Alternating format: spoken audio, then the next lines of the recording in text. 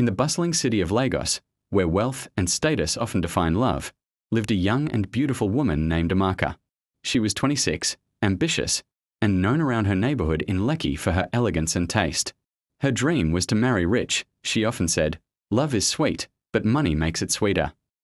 Amaka worked at a high-end fashion store on Victoria Island, where she met men of all calibers, oil tycoons, tech bros, politicians' sons, but none caught her eye like Chaik, a humble delivery driver who frequently brought packages to her store. Chaik was gentle, soft-spoken, and always smiling. He wore simple clothes and came on a motorcycle that looked like it was on its last breath. He often brought her lunch when she forgot to eat and once helped pay for her Uber when her card declined. Though she appreciated him, she always thought, "Such a good man, but too poor for me."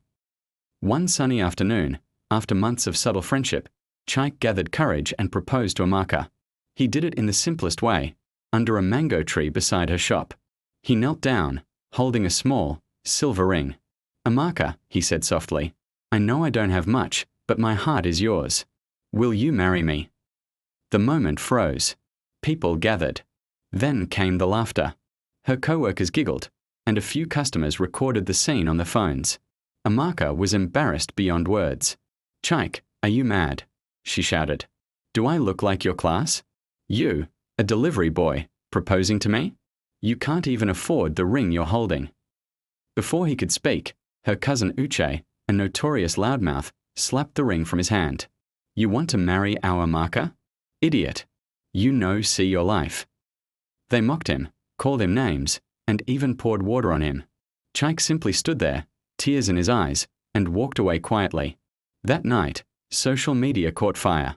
The video titled "Poor Delivery Boy Proposes to Lagos Slay Queen" went viral on TikTok, Instagram, and X. Commenters mocked Chaik, calling him delusional. Amaka became a trending topic, for all the wrong reasons. But here's where the story took a scandalous twist. 3 days later, a convoy of black SUVs pulled up in front of the same fashion store. Out stepped Chaik, but this time, in a sharp designer suit, escorted by men in security uniforms. The store staff froze. The manager rushed forward, stuttering, "Good afternoon, sir." Amaka, shocked, nearly dropped the dresses she was folding. "Chaik," she whispered. But Chaik didn't smile. He looked at her with calm confidence. "Miss Amaka," he said, "I came to buy this entire building.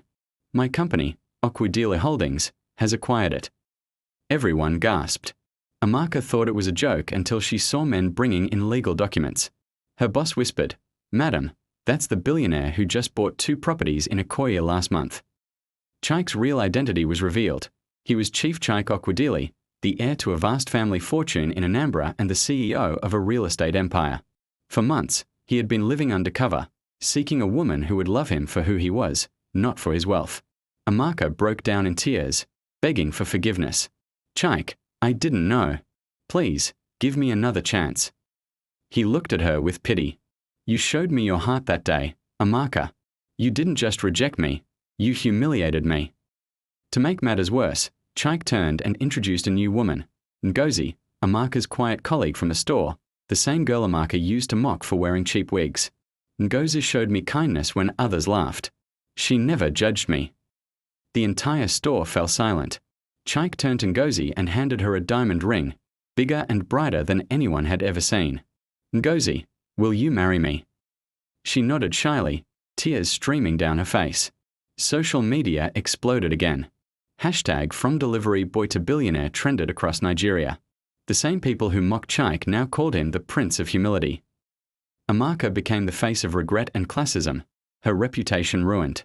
Months later, the wedding of Chaik and Ngozi became one of the biggest society events of the year, held at the Echo Hotel in Victoria Island. Governors, celebrities, and billionaires attended. Meanwhile, Amaka watched from home, scrolling through Instagram, tears falling as she saw the man she once rejected dancing with his bride. But the final twist came at the end of the wedding. In a live speech, Chaik revealed that the store where Amaka worked would now be rebranded as Ngozi's Fashion House, and Amaka was officially fired for her lack of professionalism and respect. The crowd cheered, and the internet erupted again. Amaka deleted her accounts and disappeared from social media. The moral of the story spread quickly across Nigeria. Never look down on anyone because of their current situation. The tables can turn faster than Lagos traffic.